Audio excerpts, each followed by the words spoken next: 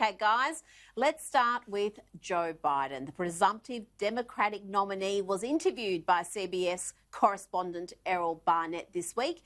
And when asked if he had taken a cognitive test, this was the response. Why the hell would I take a test? Come on, man.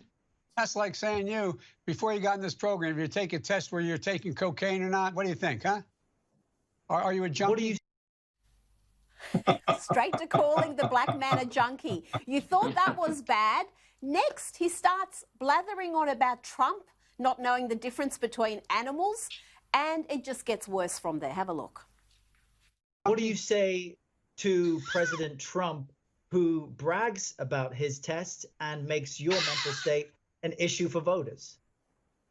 Well, if he can't figure out the difference between an elephant and a lion, I don't know what the hell he's talking about.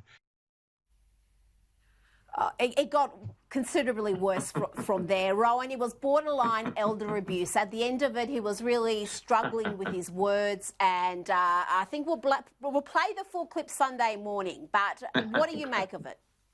Yeah, well, he stumbled over the idea of his cognitive test, his cognitive abilities test. So he tripped over that. He couldn't quite work that out.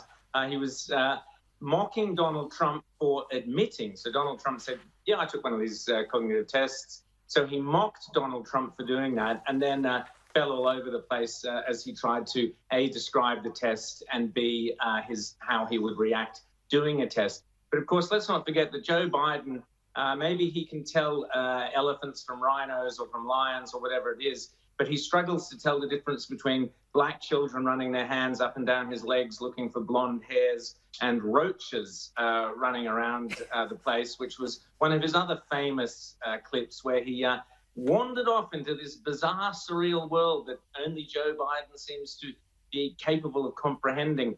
And the Republicans, Rita, must just be sitting there laughing at each step that this guy takes anywhere near the White House, because honestly, the more people see of him, the more foolish he looks. Mark, the Biden gaffes don't end there. Here is his latest remarks about the African American community that have been labelled blatantly racist. Have a look.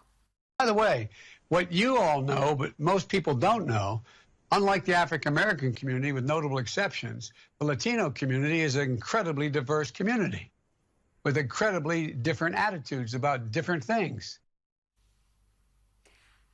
Mark, how's he going to go in the debates? He's tried to clarify those comments and it hasn't really got much better. But how is he going to cope when he doesn't have the auto cue, when he doesn't have all the aides around him, and he's actually got to debate Donald Trump? Well, you know, COVID is his best campaign asset. Because he can just say, oh, it's unsafe to go to the debate venue. I need to socially distance. I stay in my basement, read out a script. So if you've got a candidate bordering on dementia, COVID at least allows you to hide the guy away. That's in the Democrat tactics book for this presidential campaign. You wouldn't be surprised if he dodges the debate for some COVID-related excuse. I mean, you know, there's a lot of comedy about this, but the serious side is that for the first time in anyone's memory in American politics, I know they used to say this about Ronald Reagan, but it wasn't true.